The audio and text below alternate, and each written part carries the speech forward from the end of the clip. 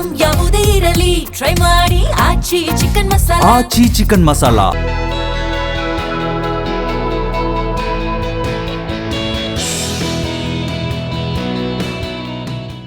ನಮಸ್ಕಾರ, ಅಖಂಡ ಜ್ಯೋತಿಷ್ಯ ವಿಶೇಷ ಕಾರ್ಯಕ್ರಮಕ್ಕೆ ಸ್ವಾಗತ. ನಾನು ಸುನಿಧಿ ಮಂಜುನಾಥ್. ಇವತ್ತು ಇಂದಿನ ಎಪಿಸೋಡ್ನಲ್ಲಿ ನಾವು ಇವತ್ತಿನ ವಿಶೇಷ, ಈ ದಿನದ ವಿಶೇಷ ಏನು ಅನ್ನೋದನ್ನು ತಿಳ್ಕೊಳ್ಳೋಣ. ಹಾಗೆ ಎಲ್ಲ ರಾಶಿಗಳ ಫಲ ಇಂದಿನ ದಿನ ಯಾವ ರೀತಿಯಾಗಿ ಇದೆ ಅನ್ನೋದನ್ನು ತಿಳ್ಕೊಳ್ಳೋಣ. ಹಾಗೆ ಮುಖ್ಯವಾಗಿ ಈಗ ಎಷ್ಟೋ ಜನರಿಗೆ ಕೆಲವೊಂದು ವಿಷಯಗಳು ಗೊತ್ತೇ ಇರಲ್ಲ, ಆ ಆಚರಣೆ ಯಾಕೆ ಮಾಡ್ತಾರೆ ಅನ್ನೋದು ಗೊತ್ತಿರಲ್ಲ. ಅದರಲ್ಲಿ ಒಂದನ್ನು ನೋಡೋದಾದರೆ, ಒಂದು ಗೃಹ ಪ್ರವೇಶ ನಡೀತಾ ಇದೆ ಅಂತಂದರೆ ಆ ಮನೆಯಲ್ಲಿ ವಾಸ್ತು ಪೂಜೆಯನ್ನು ಯಾಕೆ ಮಾಡ್ತಾರೆ ಅಂತ ಹೇಳಿ ಹಲವರಿಗೆ ಗೊತ್ತೇ ಇರೋದಿಲ್ಲ. ಬೇರೆಯವ್ರು ಮಾಡ್ತಾರೆ, ನಾವು ಮಾಡೋಣ, ಬೇರೆಯವ್ರು ಇದನ್ನು ಆಚರಿಸ್ತಿದ್ದಾರೆ, ಅದನ್ನು ನಾವೇ ಫಾಲೋ ಮಾಡ್ಕೊಂಡು ಹೋಗೋಣ, ಇದು ಮಾಡದೇ ಇದ್ರೆ ಏನಾದರೂ ತಪ್ಪಾಗುತ್ತಾ ಅನ್ನುವಂಥ ಹಲವು ಕಾರಣಗಳಿಂದ ಮಾಡ್ತಾರೆ ಹೊರತು ಅದರ ಮುಖ್ಯವಾದಂಥ ಉದ್ದೇಶ, ಅದರ ಆಚರಣೆ ಯಾವ ರೀತಿಯಾಗಿ ಮಾಡಬೇಕು ಅನ್ನೋದರ ಯಾವ ಮಾಹಿತಿನೂ ಇರಲ್ಲ. ಹಾಗಾಗಿ ಇವತ್ತಿನ ಕಾರ್ಯಕ್ರಮದಲ್ಲಿ ಅದೆಲ್ಲದರ ಬಗ್ಗೆ ಮಾತನಾಡ್ತಾ ಹೋಗೋಣ. ಅದನ್ನು ತಿಳಿಸ್ಕೊಡೋದಕ್ಕೆ ಇವತ್ತು ನಮ್ಮ ಜೊತೆಗೆ ಇದ್ದಾರೆ ಖ್ಯಾತ ಜ್ಯೋತಿಷ್ಯರು ಹಾಗೂ ಕಾಮಾಖ್ಯ ಪ್ರತ್ಯಂಗಿರ ಉಪಾಸಕರಾಗಿರುವಂಥ ಡಾಕ್ಟರ್ YSK ಆಚಾರ್ಯ ಗುರುಗಳು. ಅವರನ್ನು ಕಾರ್ಯಕ್ರಮಕ್ಕೆ ಸ್ವಾಗತಿಸೋಣ. ಸ್ವಾಗತ ಗುರುಗಳೇ. ನಮಸ್ಕಾರಪ್ಪ. ಓಂ ಅಸ್ಮತ್ ಗುರುಭ್ಯೋ ನಮಃ, ಅಸ್ಮತ್ ಪರಮಗುರುಭ್ಯೋ ನಮಃ, ಅಸ್ಮತ್ ಸರ್ವಗುರುಭ್ಯೋ ನಮಃ. ಹ್ರೀಂ ಭುವನೇಶಿ ಮಹಾಮಾಯೆ ಸೂರ್ಯಮಂಡಲರೂಪಿಣಿ ನಮಾಮಿ ವರದಂ ಶುಭಂ ಕಾಮಾಖ್ಯಾರೂಪಿಣಿ ಶಿವೆ.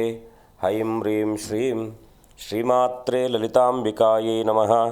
ಶ್ರೀ ವಿಷ್ಣುರೂಪಾಯ ನಮಃ ಶಂಕರಾಯ. ಗುರುಗಳೇ, ಮೊದಲನೇದಾಗಿ ಕಾರ್ಯಕ್ರಮವನ್ನು ಇಂದಿನ ವಿಶೇಷತೆಯನ್ನು ತಿಳಿಸ್ಕೊಡ್ತಾ ಮೂಲಕ ಶುರು ಮಾಡೋಣ. ಹಾಗಾದರೆ ಇಂದಿನ ದಿನದ ವಿಶೇಷತೆ ಏನು ಗುರುಗಳೇ? ಖಂಡಿತ. ಆದಿನಾರಾಯಣಂ ವಿಷ್ಣುಂ ಬ್ರಹ್ಮಾಣಾಂಚ ವಸಿಷ್ಠಕಂ ಶ್ರೀರಾಮಂ ಮಾರುತಿಂ ವಂದೇ ರಾಮದಾಸಂಚ ಶ್ರೀಧರಂ. ನಮಃ ಶಾಂತಾಯ ದಿವ್ಯಾಯ ಸತ್ಯಧರ್ಮಸ್ವರೂಪಿಣೆ ಸ್ವಾನಂದಾಮೃತತೃಪ್ತಾಯ ಶ್ರೀಧರಾಯ ನಮೋ ನಮಃ.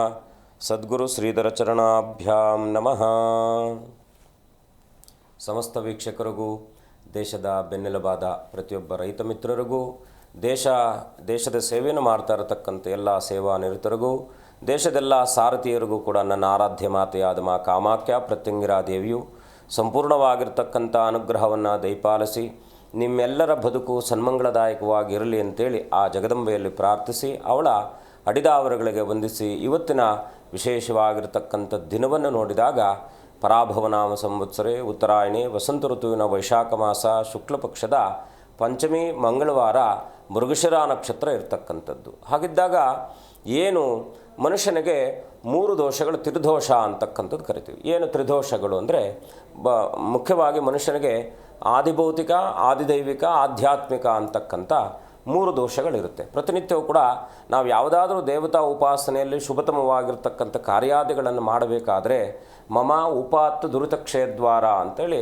ಪಾರ್ವತಿ ಪರಮೇಶ್ವರ ಅಥವಾ ಅವರ ಕುಲದೇವರ ಪ್ರಾರ್ಥನೆ ಮಾಡ್ತಕ್ಕಂಥ ಒಂದು ಪದ್ಧತಿ ಇರತಕ್ಕಂಥದ್ದು ಇರುತ್ತೆ. ಹಾಗಾಗಿ ಈ ತ್ರಿದೋಷಗಳು ಅಂತಕ್ಕಂಥದ್ದು ಮನುಷ್ಯನಿಗೆ ನಿರಂತರವಾಗಿ ಅವನ ಅಡಚಣೆಗಳನ್ನು, ಅವನಿಗೆ ಬೇಕಾಗಿರ್ತಕ್ಕಂಥ ಅಡಚಣೆಗೆ, ಯಾಕಂದರೆ ಆದಿಭೌತಿಕ, ಆಧ್ಯಾತ್ಮಿಕ, ಆದಿದೈವಿಕ ಅಂತಕ್ಕಂಥದ್ದು ಈ 3 ದೋಷಗಳು ಬರ್ತಕ್ಕಂಥದ್ದಾಗುತ್ತೆ. ಹೇಗೆಂದರೆ ದೇವತಾ ನಿಂದನೆ, ಗುರು ನಿಂದನೆ ಮತ್ತು ಮಾಡುವಂಥ ಕೆಲಸ ಕಾರ್ಯಾದಿಗಳಲ್ಲಿ ನಾವು ಅದರಲ್ಲೂ ಕೂಡ ಅಜಾಡ್ಯಗಳನ್ನು ತೋರಿಸ್ತಕ್ಕಂಥದ್ದು, ಲೇಜಿ ನೇಚರ್ ಬರ್ತಕ್ಕಂಥದ್ದು, ಹೀಗೆ ಈ ದೋಷಾದಿಗಳಿಂದ ನಮಗೆ ಸರಿಯಾದ ಸಮಯಕ್ಕೆ ಸರಿಯಾದದ್ದನ್ನು ಸಿಗದೇ ಇದ್ದಾಗ ಇದಕ್ಕೊಂದು ಕಾಲದೋಷ ಅಂತೇಳಿ ಕರಿತೀವಿ. ಹಾಗಿದ್ದಾಗ ಈ ತ್ರಿದೋಷಗಳಿಗೆ ಬಹಳ ಮುಖ್ಯವಾಗಿ ಏನು ಇವತ್ತು ಮಂಗಳವಾರ, ವಿಶೇಷವಾಗಿ ಮಂಗಳವಾರಕ್ಕೆ ಅಧಿಕಾರಕನಾಗಿರ್ತಕ್ಕಂಥವನು ಕುಜನು, ಜೊತೆಗೆ ಇವತ್ತಿನ ನಕ್ಷತ್ರಕ್ಕೆ ಅಧಿಕಾರಕನಾಗಿರ್ತಕ್ಕಂಥವನು ಕುಜನು. ಹಾಗಾಗಿ ಈ ಕುಜನ ಸಂಯೋಜನೆ ಬಂದಿರತಕ್ಕಂಥದ್ದು ಬಹಳ ಮುಖ್ಯವಾಗಿ 21ನೇ ತಾರೀಕು ಅಂತೇಳಿ.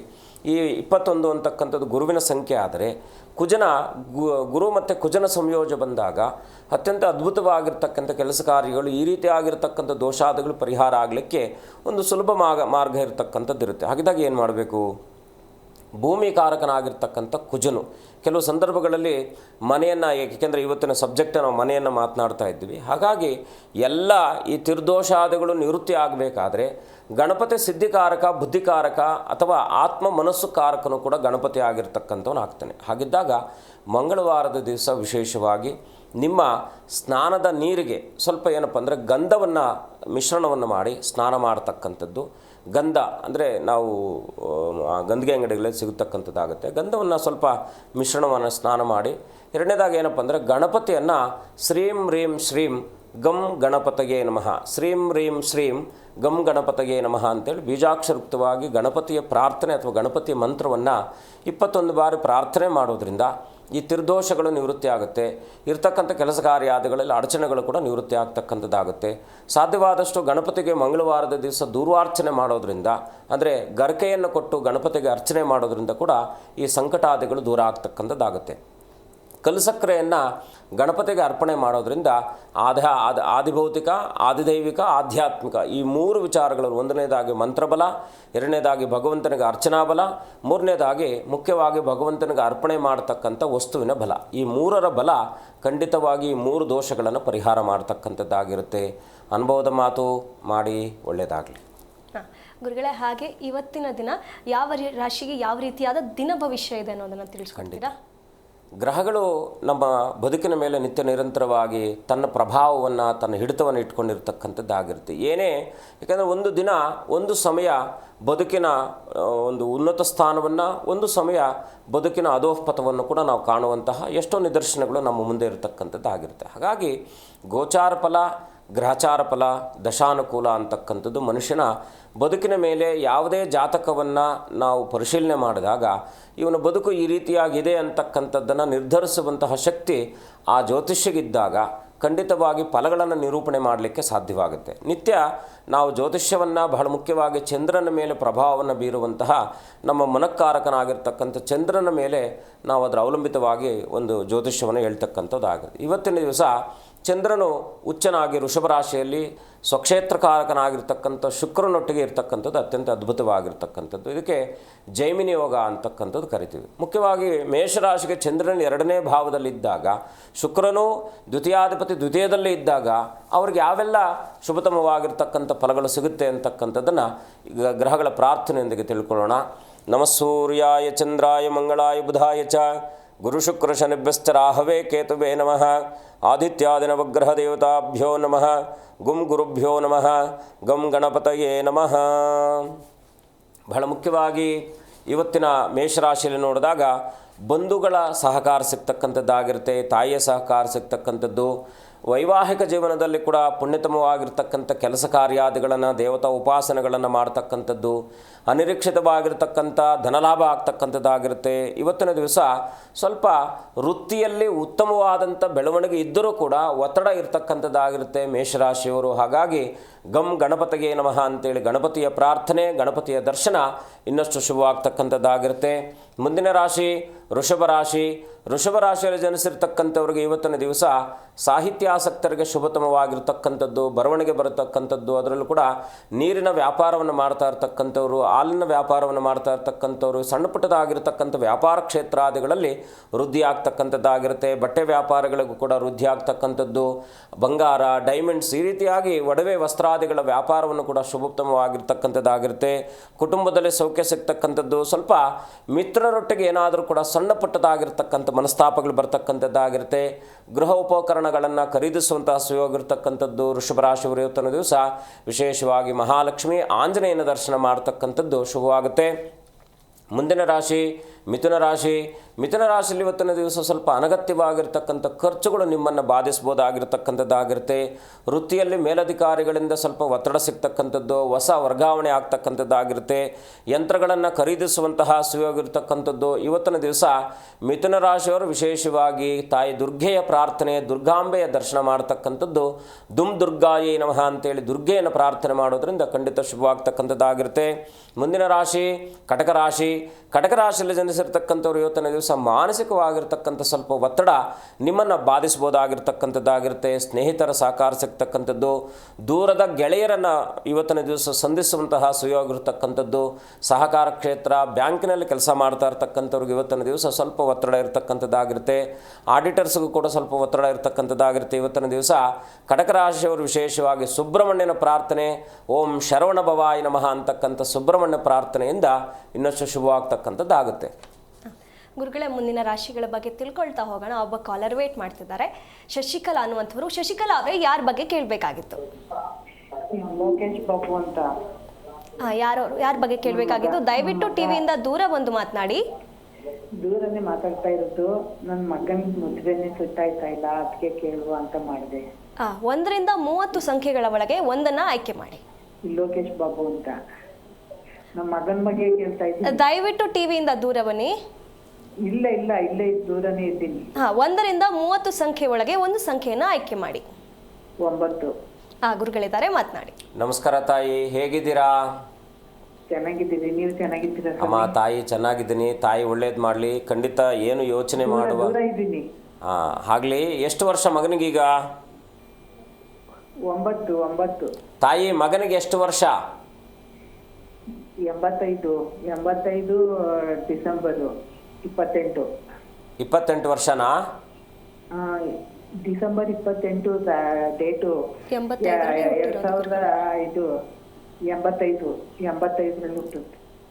ಡಿಸೆಂಬರ್ 25, 85. ಓಕೆ.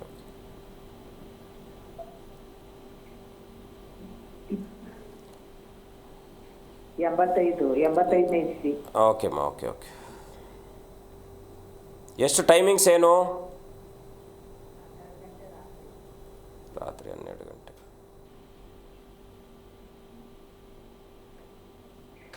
ಲಗ್ನನೇ ಕೊಡ್ತಾ ಇಲ್ಲ ಸ್ವಾಮಿ. ಹಾಂ. ಅಮ್ಮ ಇದು ಬುಧವಾರ ಹುಟ್ಟಿರೋದಾ? ಮಂಗಳವಾರ ಬುಧವಾರ ಮಧ್ಯ ಸರ್. ಅದೇ ಮಂಗಳವಾರ ನೈಟು, ಬುಧವಾರ ಬೆಳಗ್ಗೆ.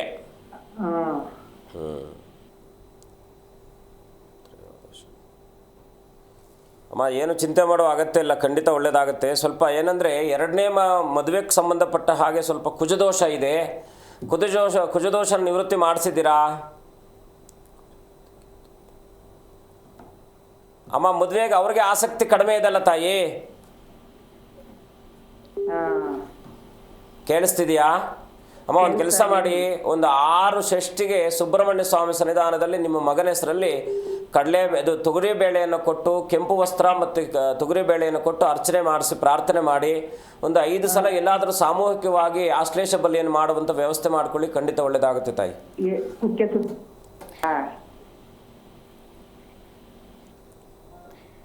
ಧನ್ಯವಾದಗಳು ಕರೆ ಮಾಡಿದ್ದಕ್ಕೆ. ಗುರುಗಳೇ, ರಾಶಿ ಫಲವನ್ನು ತಿಳಿಸ್ತಾ ಇದ್ರಿ, ಮುಂದಿನ ರಾಶಿ ಫಲಗಳನ್ನು ತಿಳಿಸಬಹುದಾ? ಮುಂದಿನ ರಾಶಿ ಧನುರಾಶಿ. ಮುಂದಿನ ರಾಶಿ ಸಿಂಹರಾಶಿ. ಸಿಂಹರಾಶಿಯಲ್ಲಿ ಹುಟ್ಟಿರ್ತಕ್ಕಂಥವ್ರು ಇವತ್ತಿನ ದಿವಸ ಸ್ವಲ್ಪ ಅಲ್ಪಧನ ಲಾಭ ಆಗ್ತಕ್ಕಂಥದ್ದಾಗಿರುತ್ತೆ. ಪ್ರಯಾಣದಲ್ಲಿ ಸ್ವಲ್ಪ ಎಚ್ಚರ ವಹಿಸಿ. ದೀರ್ಘಕಾಲದ ವ್ಯಾಧಿಗಳು ನಿಮ್ಮನ್ನು ಬಾಧಿಸ್ಬೋದಾಗಿರ್ತಕ್ಕಂಥದ್ದು. ಸ್ವಲ್ಪ ವ್ಯವಸ್ಥಿತವಾಗಿರ್ತಕ್ಕಂಥ ಮನಸ್ಥಿತಿಯನ್ನು ಇವತ್ತಿನ ದಿವಸ ನೀವು ಅದರೊಟ್ಟಿಗೆ ನೀವು ಲಕ್ಷ್ಯ ವಹಿಸಿದ್ದೆ ಆದರೆ ಸಿಂಹರಾಶಿಯವರಿಗೆ ಖಂಡಿತ ಶುಭವಾಗ್ತಕ್ಕಂಥದ್ದಾಗಿರುತ್ತೆ. ಇನ್ನು ಕನ್ಯಾ ರಾಶಿಯವರು ಇವತ್ತಿನ ದಿವಸ ವಿಶೇಷವಾಗಿ ಪುಣ್ಯಕ್ಷೇತ್ರಗಳ ದರ್ಶನ ಮಾಡ್ತಕ್ಕಂಥ ಸುಯೋಗ ಇರತಕ್ಕಂಥದ್ದು. ಅನವಶ್ಯಕವಾದಂಥ ವಿಚಾರಗಳಲ್ಲಿ ಸ್ವಲ್ಪ ಎಚ್ಚರವಾಗಿರಿ. ತಾಳ್ಮೆ ಅಂತಕ್ಕಂಥದ್ದು ಸ್ವಲ್ಪ ಇವತ್ತಿನ ದಿವಸ ನಿಮಗೆ ಅತ್ಯಂತ ಶುಭಪ್ರದವಾಗಿರ್ತಕ್ಕಂಥದ್ದಾಗಿರುತ್ತೆ. ವಿಶೇಷವಾಗಿ ಬರಹಗಾರರಿಗೆ ಶುಭಪ್ರದವಾಗಿರ್ತಕ್ಕಂಥದ್ದು. ಇವತ್ತಿನ ದಿವಸ ಕನ್ಯಾ ರಾಶಿಯವರು ವಿಶೇಷವಾಗಿ ಗಣಪತಿಯ ದರ್ಶನ, ಸುಬ್ರಹ್ಮಣ್ಯನ ಪ್ರಾರ್ಥನೆ ಇನ್ನಷ್ಟು ಶುಭವಾಗ್ತಕ್ಕಂಥದ್ದಾಗಿರುತ್ತೆ. ಮುಂದಿನ ರಾಶಿ ತುಲಾರಾಶಿ. ತುಲಾರಾಶಿಯಲ್ಲಿ ಜನಿಸಿರ್ತಕ್ಕಂಥವ್ರು ಇವತ್ತಿನ ದಿವಸ ಅಂಧವಿಶ್ವಾಸದಿಂದ ಏನಾದರೂ ಕಳ್ಕೊಳ್ಬಹುದಾಗಿರ್ತಕ್ಕಂಥದ್ದಾಗಿರುತ್ತೆ. ಸ್ವಲ್ಪ ವೃತ್ತಿಯಲ್ಲಿ ಒತ್ತಡ ಇರತಕ್ಕಂಥದ್ದು. ಸ್ವಲ್ಪ ನ್ಯಾಯಸಮ್ಮತವಾದಂಥ ವಿಚಾರಾದಿಗಳಲ್ಲೂ ಕೂಡ ಹಿನ್ನಡೆಯಾಗ್ತಕ್ಕಂಥದ್ದಾಗಿರುತ್ತೆ, ವಿಳಂಬ ಆಗ್ತಕ್ಕಂಥದ್ದು. ಅದರಿಂದ ಸ್ವಲ್ಪ ಮಾನಸಿಕವಾದಂಥ ಒತ್ತಡ ಇರತಕ್ಕಂಥದ್ದಾಗಿರುತ್ತೆ. ತುಲಾರಾಶಿಯವರು ಇವತ್ತಿನ ದಿವಸ ಸಾಂಬಶಿವನ ದರ್ಶನ, ಆಂಜನೇಯನ ಪ್ರಾರ್ಥನೆ, ಓಂ ಹಂ ಹನುಮತೇ ನಮಃ ಅಂತೇಳಿ ಆಂಜನೇಯನ ಪ್ರಾರ್ಥನೆ ಮಾಡ್ತಕ್ಕಂಥದ್ದು ಇನ್ನಷ್ಟು ಶುಭವಾಗ್ತಕ್ಕಂಥದ್ದಾಗಿರುತ್ತೆ. ಮುಂದಿನ ರಾಶಿ ವೃಶ್ಚಿಕ ರಾಶಿ. ಹೊಸ ಅವಕಾಶಗಳು ಸಿಗ್ತಕ್ಕಂಥದ್ದಾಗಿರುತ್ತೆ. ಅದರಲ್ಲೂ ಕೂಡ ಇವತ್ತಿನ ದಿವಸ ಹೋಟೆಲ್ ಉದ್ಯಮದಾರರಿಗೆ ಸ್ವಲ್ಪ ಒತ್ತಡ ಇರತಕ್ಕಂಥದ್ದು. ಸಂಚಾರದಲ್ಲಿ ಸ್ವಲ್ಪ ಎಚ್ಚರ ವಹಿಸಿ. ಸಹೋದ್ಯೋಗಿಗಳೊಟ್ಟಿಗೆ ಸ್ವಲ್ಪ ಮನಸ್ತಾಪಗಳು ಬರ್ತಕ್ಕಂಥದ್ದಾಗಿರುತ್ತೆ. ಸ್ವಲ್ಪ ಅನಿರೀಕ್ಷಿತವಾಗಿರ್ತಕ್ಕಂಥ ಪ್ರಯಾಣವು ಕೂಡ ಇವತ್ತಿನ ದಿವಸ ಮಾಡುವಂತಹ ಸುಯೋಗಿರ್ತಕ್ಕಂಥದ್ದು ವೃಶ್ಚಿಕ ರಾಶಿಯವರಿಗೆ. ವಿಶೇಷವಾಗಿ ಸುಬ್ರಹ್ಮಣ್ಯನ ಪ್ರಾರ್ಥನೆ, ಓಂ ಶರವಣ ಭವಾಯ ಅಂತಕ್ಕಂಥ ಮಂತ್ರೋಚ್ಚಾರದಿಂದ ಇನ್ನಷ್ಟು ಶುಭವನ್ನು ಕಾಣ್ತಕ್ಕಂಥವ್ರು ಆಗ್ತೀರಾ. ಗುರುಗಳೇ, ಮುಂದಿನ ರಾಶಿಗಳ ಬಗ್ಗೆ ತಿಳ್ಕೊಳ್ತಾ ಹೋಗೋಣ. ಮತ್ತೊಬ್ಬ ಕಾಲರ್ ವೇಟ್ ಮಾಡ್ತಿದ್ದಾರೆ, ಬಸವರಾಜ್ ಅಂತ ಹೇಳಿ. ಬಸವರಾಜ್ ಅವರೇ, ಯಾರ ಬಗ್ಗೆ ಕೇಳಬೇಕಾಗಿತ್ತು? ಹಲೋ, ನಮಸ್ಕಾರ ಮೇಡಮ್. ನಮ್ಮ ಬಗ್ಗೆ ಕೇಳಕ್ಕೆ. ಯಾವರಿಂದ ಕರೆ ಮಾಡ್ತಿದ್ದೀರಾ? ದಾವಣಗೆರೆಯಿಂದ ಮೇಡಮ್. 1ರಿಂದ 30 ಒಳಗೆ ಒಂದು ಸಂಖ್ಯೆಯನ್ನು ಆಯ್ಕೆ ಮಾಡಿ. 6. ಗುರುಗಳಿದ್ದಾರೆ, ಮಾತನಾಡಿ. ನಮಸ್ಕಾರ. ನಮಸ್ಕಾರ ಗುರುಜಿ, ಹೇಗಿದ್ದೀರಾ? ಚೆನ್ನಾಗಿದ್ದೇನೆ ಗುರುಜಿ, ನೀವು ಚೆನ್ನಾಗಿದ್ದೀರಾ? ಚೆನ್ನಾಗಿದ್ದೀನಿ. ತಾಯಿ ಒಳ್ಳೇದು ಮಾಡಲಿ. ನಿಮ್ಮೆಲ್ಲ ಮನಸ್ಸಿನ ಸಂಕಲ್ಪವು ಕೂಡ ಜಗದಂಬೆ ನೆರವೇರಿಸಲಿ ಅಂತೇಳಿ ಪ್ರಾರ್ಥಿಸ್ತೀನಿ. ಏನು ನಿಮ್ಮ ಪ್ರಶ್ನೆ? ನಮ್ಮ ಜಮೀನು ಕೋರ್ಟ್ನಲ್ಲಿದೆ. ನನಗೆ ಹಿತಶತ್ರುಗಳು ಎಲ್ಲ ಬರೀ ಕಾಟ ಆಗ್ಬಿಟ್ಟಾರೆ ನೋಡ್ರಿ ಗುರುಜಿ. ಆರ್ಥಿಕ ಪರಿಸ್ಥಿತಿ, ಆರೋಗ್ಯ ಖಂಡಿತ ಒಳ್ಳೆಯದಾಗತ್ತೆ.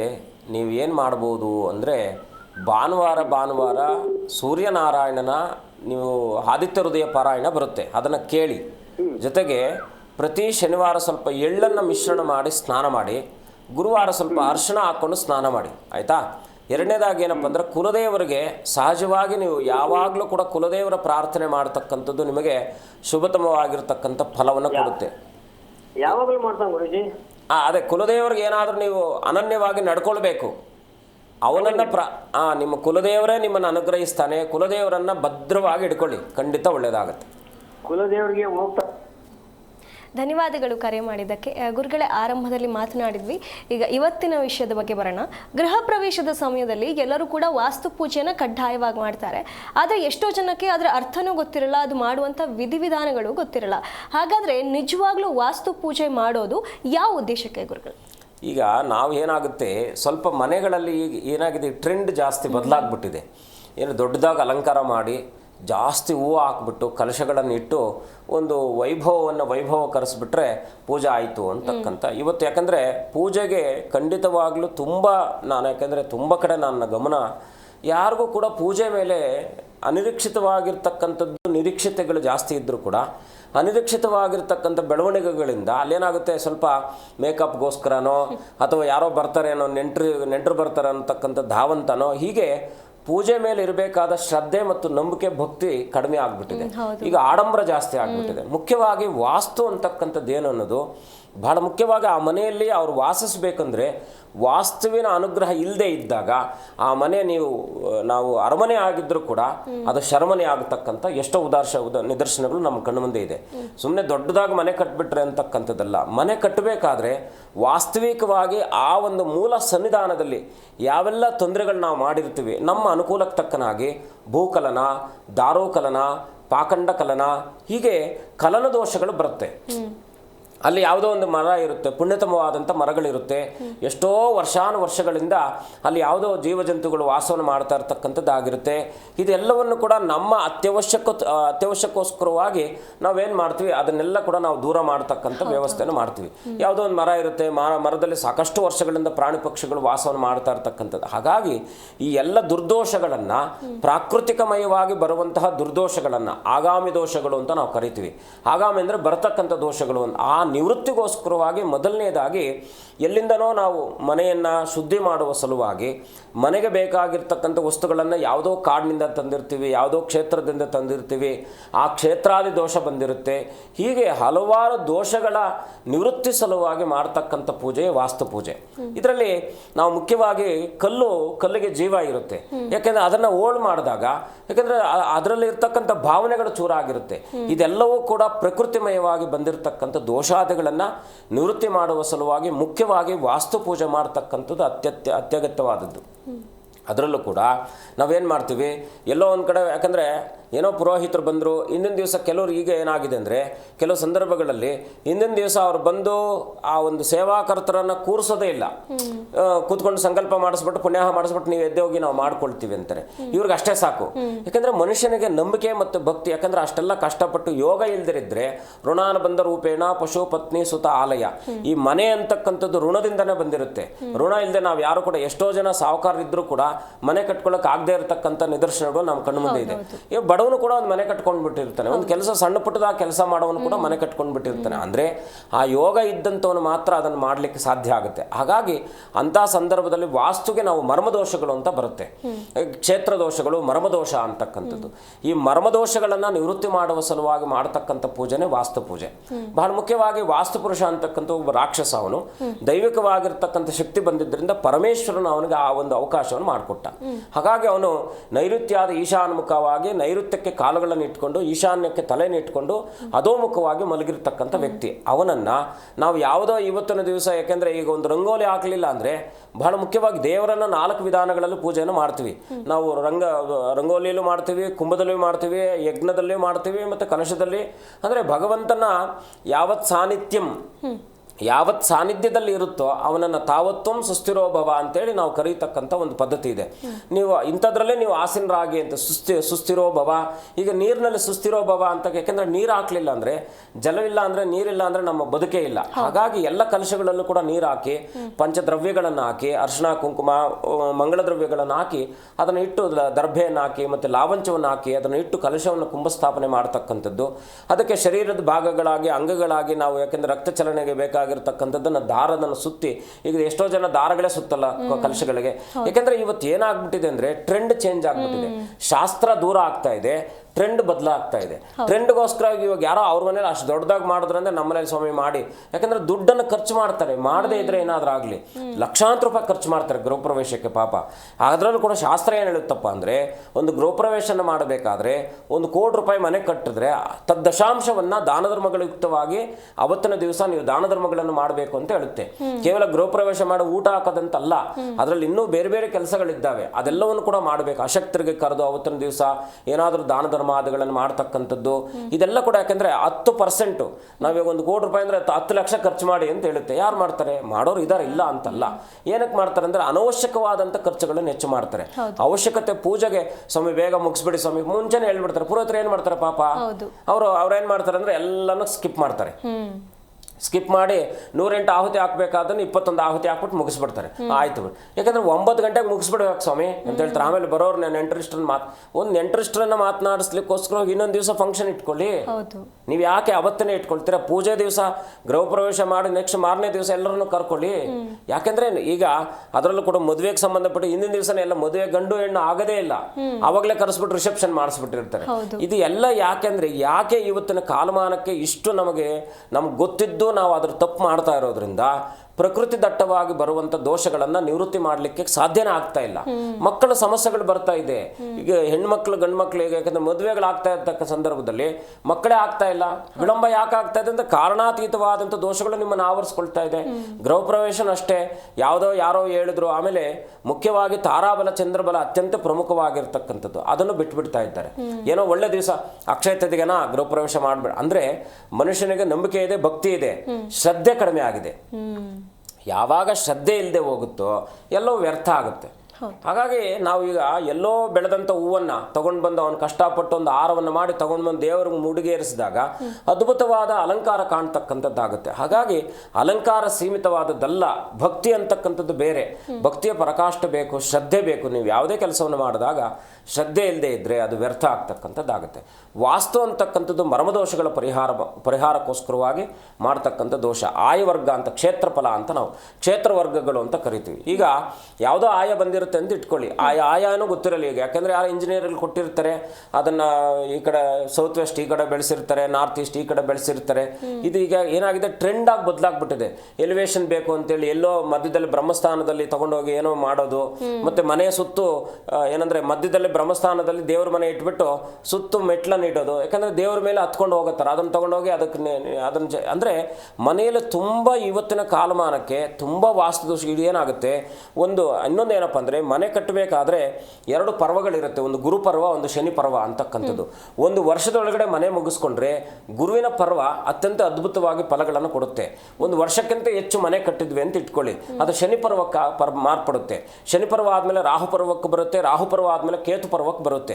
4 ವರ್ಷ ದಾಟ್ತು ಅಂದರೆ ಆ ಮನೆ 8-9 ವರ್ಷ ಕಳ್ಕೊಂಡು ಹೋಗ್ಬಿಡುತ್ತೆ. ಇದೆಲ್ಲ ಯಾಕಂದರೆ ವಾಸ್ತವಿಕವಾಗಿ ನಾವು ಕಂಡುಕೊಂಡಂಥ ಸತ್ಯವನ್ನು, ಕಟು ಸತ್ಯವನ್ನು ನಾವು ಯಾಕಂದರೆ ತಿಳಿಸಬೇಕಾದದ್ದು ನಮ್ಮ ಧರ್ಮ. ಹಾಗಾಗಿ ಯಾರು ಅವರವರ ಅಪೇಕ್ಷತೆಗಳಿಗೆ ಬಿಟ್ಬೇಡ. ಅವ್ರು ಏನಾದ್ರು ಯಾವ ರೀತಿ ತಗೊಳ್ತಾರೋ ಅವ್ರ ಇಚ್ಛೆ, ಅದು ತಿಳಿಸಬೇಕಾದದ್ದು ನಮ್ಮ ಧರ್ಮ. ಹಾಗಾಗಿ ಮನೆ ಅಂತಕ್ಕಂಥದ್ದು ನಿರ್ಮಾಣ ಮಾಡಿದ ನಂತರದಲ್ಲಿ ಉತ್ತಮವಾದಂಥ ಒಂದು ಸುಮುಹೂರ್ತದಲ್ಲಿ ಮನೆಯನ್ನು ಗೃಹಪ್ರವೇಶ ಮಾಡ್ತಕ್ಕಂಥ ವ್ಯವಸ್ಥೆ, ವಾಸ್ತು ಪೂಜೆ ಮಾಡ್ತಕ್ಕಂಥದ್ದು ಅತ್ಯಗತ್ಯವಾದದ್ದು. ಗುರುಗಳೇ, ಉಳಿದಿರುವ ರಾಶಿಯ ಈ ದಿನದ ಫಲಗಳನ್ನು ತಿಳಿಸಬಹುದಾ? ಖಂಡಿತ. ಮುಂದಿನ ರಾಶಿ ಧನುರಾಶಿ. ಧನುರಾಶಿಯಲ್ಲಿ ಇವತ್ತಿನ ದಿವಸ ವೃತ್ತಿಯಲ್ಲಿ ಒತ್ತಡ ಇರತಕ್ಕಂಥದ್ದಾಗಿರುತ್ತೆ. ತಾಯಿಯ ಆರೋಗ್ಯದಲ್ಲೂ ಕೂಡ ಸ್ವಲ್ಪ ಏರುಪೇರುಗಳಾಗ್ತಕ್ಕಂಥದ್ದಾಗಿರುತ್ತೆ. ಇವತ್ತಿನ ದಿವಸ ಷೇರು ಮಾರ್ಕೆಟ್ಗಳಲ್ಲೂ ಕೂಡ, ಇವತ್ತಿನ ದಿವಸ ಷೇರು ಹೂಡಿಕೆಗಳಲ್ಲೂ ಕೂಡ ನಷ್ಟ ಆಗ್ತಕ್ಕಂಥದ್ದಾಗಿರುತ್ತೆ. ಮಕ್ಕಳ ವಿದ್ಯಾಭ್ಯಾಸದಲ್ಲಿ ಸ್ವಲ್ಪ ಅಡಚಣೆಗಳಾಗ್ತಕ್ಕಂಥದ್ದಾಗಿರುತ್ತೆ, ಸ್ವಲ್ಪ ಎಚ್ಚರವಾಗಿರಿ. ಇವತ್ತಿನ ದಿವಸ ಧನುರಾಶಿಯವರು ವಿಶೇಷವಾಗಿ ಗಣಪತಿಯ ಪ್ರಾರ್ಥನೆ, ಸುಬ್ರಹ್ಮಣ್ಯನ ದರ್ಶನ, ಆಂಜನೇಯನ ದರ್ಶನ, ಈ 3 ದೇವತೆಗಳ ದರ್ಶನ ಮಾಡತಕ್ಕಂಥದ್ದು ಅತ್ಯಂತ ಸುಯೋಗವಾಗ್ತಕ್ಕಂಥದ್ದಾಗಿರುತ್ತೆ. ಮುಂದಿನ ರಾಶಿ ಮಕರ ರಾಶಿ. ಮಕ್ಕಳಿಂದ ಸಹಕಾರ ಸಿಗ್ತಕ್ಕಂಥದ್ದಾಗಿರುತ್ತೆ. ಹೂಡಿಕೆಗಳಲ್ಲಿ ಲಾಭ ಆಗ್ತಕ್ಕಂಥದ್ದು. ಸ್ವಲ್ಪ ಇವತ್ತಿನ ದಿವಸ ಮಧ್ಯವರ್ತಿಗಳಿಂದ ಭೂ ವ್ಯವಹಾರಾದಿಗಳಲ್ಲಿ ಕೂಡ ಏನಾದರೂ ನಷ್ಟ ಆಗ್ತಕ್ಕಂಥದ್ದಾಗಿರುತ್ತೆ. ಮಕರ ರಾಶಿಯವರು ಇವತ್ತಿನ ದಿವಸ ವಿಶೇಷವಾಗಿ ಕುಲದೇವರ ಪ್ರಾರ್ಥನೆ, ಆಂಜನೇಯನ ದರ್ಶನ ಮಾಡ್ತಕ್ಕಂಥದ್ದು ಶುಭವಾಗುತ್ತೆ. ಮುಂದಿನ ರಾಶಿ ಕುಂಭರಾಶಿ. ಹಿರಿಯರ ಸಹಕಾರ ಸಿಗ್ತಕ್ಕಂಥದ್ದಾಗಿರುತ್ತೆ. ಪ್ರಾಧ್ಯಾಪಕರಿಗೆ ಇವತ್ತಿನ ದಿವಸ ಸ್ವಲ್ಪ ಒತ್ತಡ ಇರತಕ್ಕಂಥದ್ದು. ಅಣ್ಣ ತಮ್ಮಂದಿರ ಮಧ್ಯದಲ್ಲಿ ಏನಾದರೂ ಭೂ ವ್ಯವಹಾರಾದಿಗಳಲ್ಲಿ ವ್ಯಾಜ್ಯಗಳು ಬರ್ತಕ್ಕಂಥದ್ದಾಗಿರುತ್ತೆ. ಸ್ವಲ್ಪ ಆರೋಗ್ಯದಲ್ಲೂ ಕೂಡ ಏರುಪೇರು ಆಗ್ತಕ್ಕಂಥದ್ದಾಗಿರುತ್ತೆ. ಕುಂಭರಾಶಿಯವರು ಇವತ್ತಿನ ದಿವಸ ವಿಶೇಷವಾಗಿ ಗುರುಗಳ ದರ್ಶನ, ಆಂಜನೇಯನ ಪ್ರಾರ್ಥನೆ ಮಾಡ್ತಕ್ಕಂಥದ್ದು ಶುಭವಾಗುತ್ತೆ. ಮುಂದಿನ ರಾಶಿ ಮೀನರಾಶಿ. ಕ್ರೀಡಾಸಕ್ತರಿಗೆ ಶುಭಪ್ರದವಾಗಿರ್ತಕ್ಕಂಥದ್ದು. ಸಹಕಾರ ಕ್ಷೇತ್ರದಲ್ಲಿ ಸರ್ಕಾರದಿಂದ ಇವತ್ತೇನಾದರೂ ಕೂಡ ಶುಭವಾಗ್ತಕ್ಕಂಥದ್ದಾಗಿರುತ್ತೆ. ಸರ್ಕಾರದ ಅಧಿಕಾರಿಗಳು ಕೂಡ ಇವತ್ತಿನ ದಿವಸ ಬಡ್ತಿ ಸಿಗ್ತಕ್ಕಂಥದ್ದು, ವೃತ್ತಿಯಲ್ಲಿ ವರ್ಗಾವಣೆ ಆಗ್ತಕ್ಕಂಥದ್ದು. ಈ ರೀತಿಯಾಗಿ ಇವತ್ತಿನ ದಿವಸ ಸರ್ಕಾರದಿಂದ ಅನುಕೂಲಕರವಾಗಿರ್ತಕ್ಕಂಥ ವಾತಾವರಣ ಇರತಕ್ಕಂಥದ್ದಾಗಿರುತ್ತೆ. ಪ್ರಯಾಣದಲ್ಲಿ ಸ್ವಲ್ಪ ನಷ್ಟ ಆಗ್ತಕ್ಕಂಥದ್ದಾಗಿರುತ್ತೆ. ಗುತ್ತಿಗೆದಾರರಿಗೆ ಲಾಭ ಆಗ್ತಕ್ಕಂಥದ್ದಾಗಿರುತ್ತೆ. ಮೀನರಾಶಿಯವರು ಇವತ್ತಿನ ದಿವಸ ವಿಶೇಷವಾಗಿ ಆಂಜನೇಯನ ದರ್ಶನ, ಆಂಜನೇಯನ ಪ್ರಾರ್ಥನೆ, ನಿಮಗೆ ಅನುಕೂಲ ಇದ್ದಂಥವರು ಆಂಜನೇಯನ ದರ್ಶನ ಮಾಡಿ ತುಳಸಿ ಅರ್ಚನೆ ಮಾಡಿಸ್ತಕ್ಕಂಥದ್ರಿಂದ ಇನ್ನಷ್ಟು ಶುಭವನ್ನು ಕಾಣ್ತಕ್ಕಂಥ ಸುಯೋಗ ಇರ್ತಕ್ಕಂಥದ್ದು ಆಗುತ್ತೆ. ಶುಭವಾಗಲಿ. ಗುರುಗಳೇ, ನಾವು ಈಗ ವಾಸ್ತು ಪೂಜೆ ಬಗ್ಗೆ ಮಾತನಾಡ್ತಾ ಇದ್ವಿ. ವಾಸ್ತು ಪೂಜೆ ಸಮಯದಲ್ಲಿ ಪಂಚಭೂತಗಳ ಆರಾಧನೆ, ಇದರ ಉದ್ದೇಶ ಏನು? ಇದನ್ನು ಯಾಕೆ ಮಾಡ್ತಾರೆ ಗುರು? ಪಂಚಭೂತಗಳು ಅಂದರೆ ಏನು? ಪೃಥ್ವಿ, ತೇಜೋ, ವಾಯು, ಆಕಾಶ ಅಂತಕ್ಕಂಥದ್ದು. ಅದಕ್ಕೆ ನಾನು ಆಗಲೇ ತಿಳಿಸಿದೆ, ಮರ್ಮಸ್ಥಾನಗಳು ಅಂತ ಇರುತ್ತೆ. ನಮಗೆ ಪಿಶಾಚ ಕ್ಷೇತ್ರಗಳು ಅಂತ. ಮನೆಗೆ ನಾವು ಯಾಕೆಂದರೆ 8 ದಿಕ್ಕುಗಳು, 16 ಉಪದಿಕ್ಕುಗಳು, 32 ಉಪಾಧಿ ದಿಕ್ಕುಗಳು ಅಂತ ಒಟ್ಟಾರೆಯಾಗಿ 360 ಡಿಗ್ರಿ ಅಂತ ನಾವು ಕನ್ಸಿಡರ್ ಮಾಡ್ತೀವಿ. ಈ 360 ಡಿಗ್ರಿಯಲ್ಲಿ ಮನೆಯ ಭಾಗದಲ್ಲಿ ಅಂದರೆ ಮನೆಯ ಬ್ರಹ್ಮಸ್ಥಾನದಿಂದ ನಾವು ಇದನ್ನು ಇಟ್ಟಾಗ, ಏನು ದಿಕ್ಸೂಲೆಯನ್ನು ಇಟ್ಟಾಗ, ಹೇಗೆ ಆ 32 ದಿಕ್ಕುಗಳಲ್ಲಿ 180 ಡಿಗ್ರಿಗಿಂತ ಮುಂಚಿತವಾಗಿ ಏನಾದರೂ ಅಗ್ನಿಮೂಲೆಯಲ್ಲಿ ಅಡುಗೆ ಮನೆ ಬಂದರೆ ದೋಷ ಅಂತಕ್ಕಂಥದ್ದು ಪರಿವರ್ತನೆ ಆಗುತ್ತೆ. 120 ಡಿಗ್ರಿ 110 ಡಿಗ್ರಿಯಲ್ಲಿದ್ದಾಗ ಅದು ಸುವ್ಯವಸ್ಥೆ ಅಂತಕ್ಕಂಥದ್ದು ಕಾಣುತ್ತೆ. ಯಾರು ಇದನ್ನು ನೋಡ್ತಾರೆ? ನೋಡ್ಲಿಕ್ಕೆ ಸಾಧ್ಯನೇ ಇಲ್ಲ. ಇನ್ನು ನೈಋತ್ಯಕ್ಕೆ ನಾವು ಮಾಸ್ಟರ್ ಬೆಡ್ರೂಮಿಗೆ ಬಂದಾಗ, ಫಾರ್ ಎಕ್ಸಾಂಪಲು, ಈಗ ನಾವು 90 ಡಿಗ್ರಿಯಿಂದ 180 ಡಿಗ್ರಿ ಮಧ್ಯದಲ್ಲಿ ನಾವೇನು ಮಾಡ್ತೀವಿ, 120 ಡಿಗ್ರಿಗೆ ಇಲ್ಲಿ ತಗೊಂಡಾಗ ಅಲ್ಲಿಂದ ಅಲ್ಲಿಗೆ 120 ಡಿಗ್ರಿ ಮತ್ತೆ ತಗೊಳ್ತೀವಿ. ಯಾಕಂದರೆ 120 120 120 120ಕ್ಕೆ ನಾವು 4 ವರ್ಗಗಳಾಗಿ ವರ್ಗೀಕರಣವನ್ನು ಮಾಡ್ತೀವಿ. ನೈಋತ್ಯ ದಿಕ್ಕಿನಲ್ಲಿ ತಗೊಂಡೋಗಿ ಏನಾಗುತ್ತೆ, ಕೆಲವು ಸಂದರ್ಭಗಳಲ್ಲಿ ಆಗ್ನೇಯಕ್ಕೆ ನೈಋತ್ಯ ಅಂದರೆ ರೂಮಿನ ಮಾಸ್ಟರ್ ಬೆಡ್ರೂಮಲ್ಲಿ ಯಾವುದನ್ನು ಈಗ ನೈಋತ್ಯದ ಎಂಟ್ರೆನ್ಸಲ್ಲಿ ತಗೊಂಡೋಗಿ ಇದು ನಾವು ಕಿಟಕಿ ಇಟ್ಟಿವಿ ಅಂತ ಇಟ್ಕೊಳ್ಳಿ, ಎಂಟೈರ್ ಹೋಯ್ತು ಅಂತ ಅರ್ಥ. ಯಾಕೆಂದರೆ ಇವತ್ತಿನ ಕಾಲಮಾನಕ್ಕೆ ಏನಾಗ್ಬಿಟ್ಟಿದೆ, ನಾವು ಅದ್ರಲ್ಲಿ ತಗೊಂಡೋಗಿ ಪ್ಯಾಸೇಜ್ ಇರ್ತೀವಿ, ನೈಋತ್ಯ ದಿಕ್ಕಿನಲ್ಲಿ ತಗೊಂಡೋಗಿ ಪ್ಯಾಸೇಜ್ ಇರ್ತೀವಿ. ಅದು ಕೂಡ ಅತ್ಯಂತ ಅಪಾಯಕರವಾಗಿರ್ತಕ್ಕಂಥದ್ದು. ಇದು ಯಾರಿಗೂ ಕೂಡ ಗೊತ್ತಿಲ್ಲ. ಅದಕ್ಕೆ ನಾವೇನು ಹೇಳ್ತೀವಿ, ಪಿಶಾಚ ಕ್ಷೇತ್ರಗಳು ಅಂತ ಕರಿತೀವಿ. ಆ ಪಿಶಾಚ ಕ್ಷೇತ್ರಗಳಲ್ಲಿ ಬಹಳ ಮುಖ್ಯವಾಗಿ ಪಂಚಭೂತಗಳಂದರೆ ಪರಮೇಶ್ವರನ ಅಧೀನದಲ್ಲಿರ್ತಕ್ಕಂಥದ್ದೇ ಪಂಚಭೂತಗಳು. ಪರಮೇಶ್ವರ ಅಂದರೆ ಭೂತನಾಥ ಅಂತ ಕರಿತೀವಿ. ಅದಕ್ಕೆ ಪರಮೇಶ್ವರನ ಅಧೀನದಲ್ಲಿರ್ತಕ್ಕಂಥವನು ವಾಸ್ತುಪುರುಷ. ಇದು ಯಾವುದೂ ಕೂಡ ವಿಜ್ಞಾನವನ್ನು ಹೊರತುಪಡಿಸಿರ್ತಕ್ಕಂಥದ್ದಲ್ಲಿ ಎಲ್ಲ ವಿಜ್ಞಾನಯುಕ್ತವಾಗಿರ್ತಕ್ಕಂಥದ್ದೇ. ವೈಜ್ಞಾನಿಕತೆ ಅಂತಕ್ಕಂಥದ್ದು ಬೆಳವಣಿಗೆ ಇದ್ದಾಗಲೂ ಕೂಡ ವಿಜ್ಞಾನ ಇಲ್ಲದ ವೈಜ್ಞಾನಿಕತೆ ಇಲ್ಲ. ವೈಜ್ಞಾನ ಅಂತಕ್ಕಂಥದ್ದೇ ಶಾಸ್ತ್ರ. ಆ ವೈಜ್ಞಾನಿಕವಾದ ಹಿನ್ನೆಲೆ ಇರತಕ್ಕಂಥದ್ದೇ ನಮ್ಮ ಶಾಸ್ತ್ರದಲ್ಲಿ. ನಮ್ಮ ಋಷಿಗಳು, ನಮ್ಮ ಪೂರ್ವಜರು ನಮಗೆ ಕೊಟ್ಟಿರ್ತಕ್ಕಂಥ ಬಳುವಳಿ ಏನಪ್ಪ ಅಂದರೆ, ಇದು ಹೀಗೇ ಬರಬೇಕಂತಕ್ಕಂಥ ಸಾವಿರಾರು ಲಕ್ಷಾಂತರ ವರ್ಷಗಳ ಹಿಂದೆ ನಮಗದನ್ನು ನಿಗದಿ ಮಾಡಿ ಕೊಟ್ಟಿರ್ತಕ್ಕಂಥದ್ದು. ಇದು ಯಾವುದು ಕೂಡ ನಾವು ಇವತ್ತು ಎಲ್ಲವನ್ನು ಕೂಡ ನಾವು ಇದನ್ನು ಕಂಡುಹಿಡಿದೀವಿ ಅಂತಕ್ಕಂಥದ್ದು ಸುಳ್ಳು. ಎಲ್ಲ ಆ ಜಗತ್ತಿನಲ್ಲಿ ಅದಿದೆ, ಇದ್ದಿದ್ದನ್ನು ನಾವು ತಿಳ್ಕೊಂಡಿದ್ದೀವಿ ಅಷ್ಟೇ. ಇದು ಒಂದು ಟ್ರೆಂಡ್ ಅಂತಕ್ಕಂಥದ್ದು ಇವತ್ತು ಏನು ಬದಲಾಗ್ತಾ ಇದೆಯೋ ಇದೆಲ್ಲ ಕೂಡ ಇದ್ದಿದ್ದೇ. ಪ್ರಕೃತಿಯಲ್ಲಿ ಇಲ್ಲದೆ ಇರೋದು ಯಾವುದು ನಾವು ಸಂಪಾದನೆ ಮಾಡ್ಲಿಕ್ಕೆ ಸಾಧ್ಯ ಇಲ್ಲ. ಹಾಗಾಗಿ ಎಲ್ಲ ಇರುವುದನ್ನೇ ನಾವು ಕಂಡುಹಿಡ್ಕೊಳ್ತಾ ಇದ್ದೀವಿ ಅಷ್ಟೇ. ಅದಕ್ಕೆ ನಾವು ದೊಡ್ಡ ಕಂಡುಹಿಡಿದಿರೋದನ್ನೇ ನಾವು ಅದನ್ನು ಸೃಷ್ಟಿ ಮಾಡಿದ್ದೀವಿ ಅಂದ್ಕೊಳ್ತಾ ಇರ್ತಕ್ಕಂಥದ್ದು ನಮ್ಮ ಭ್ರಮೆ. ಹಾಗಾಗಿ ಮನೆ ಅಂತಕ್ಕಂಥದ್ದು ಆಯುವರ್ಗ ತುಂಬ ಅತ್ಯಂತ ಮುಖ್ಯವಾಗಿರ್ತಕ್ಕಂಥದ್ದು. ಇದರಲ್ಲಿ 3 ವರ್ಗಗಳಿದೆ. ಸಿಂಹಾಯವನ್ನು ಹೊರತುಪಡಿಸಿ ಋಷಭ, ಗಜಾಯಗಳು, ಧ್ವಜಾಯ, ಈ 3 ಆಯುವರ್ಗಗಳಲ್ಲಿ ಮನೆಗಳನ್ನು ಬಂದಾಗ ಇದಕ್ಕೆ ಬೇಕಾಗಿರ್ತಕ್ಕಂಥ ಶಾಂತಿ ಪುರಸ್ಕಾರಗಳನ್ನು ಇಂದಿನ ದಿವಸ ಮಾಡುವಂಥದ್ದು, ವಾಸ್ತುಪೂಜೆ ಮಾಡ್ತಕ್ಕಂಥದ್ದೇ ಮನೆಯ ದುರ್ದೋಷಗಳನ್ನು ಪರಿಹಾರ ಮಾಡಲಿಕ್ಕೆ ಇದು ಮುಖ್ಯವಾಗಿ ಮಾಡಬೇಕಾದಂಥ ಘಟ್ಟ. ಗುರುಗಳೇ, ಇವತ್ತಿನ ಕಾರ್ಯಕ್ರಮದಲ್ಲಿ ನಮಗೆ ಸಾಕಷ್ಟು ಮಾಹಿತಿಗಳನ್ನು ತಿಳಿಸ್ಕೊಟ್ಟಿದ್ದೀರಾ. ತಮಗೆ ಧನ್ಯವಾದಗಳು ಗುರುಗಳೇ. ಶುಭಂ ಭೂಯಾತ್. ಲೋಕ ಸಮಸ್ತ ಸುಖಿನೋ ಭವಂತು. ನೋಡಿದ್ರಲ್ಲ ವೀಕ್ಷಕರೇ, ಒಂದು ಆಚರಣೆ ಮಾಡೋ ಮುನ್ನ ಅದರ ಯಾವ ಉದ್ದೇಶದಿಂದ ಮಾಡ್ತಾರೆ ಅನ್ನೋದನ್ನ ತಿಳ್ಕೊಳ್ಳೋದು ಎಷ್ಟು ಮುಖ್ಯ ಅಂತ ಹೇಳಿ ಇವತ್ತು ಗುರುಗಳು ತಿಳಿಸ್ಕೊಟ್ಟಿದ್ದಾರೆ. ಇದಾಗಿತ್ತು ಇವತ್ತಿನ ವಿಶೇಷ. ನೋಡ್ತಾ ಇರಿ ಜೀ ಕನ್ನಡ ನ್ಯೂಸ್, ಸತ್ಯವೇ ಸುದ್ದಿಯ ಜೀವಾಳ.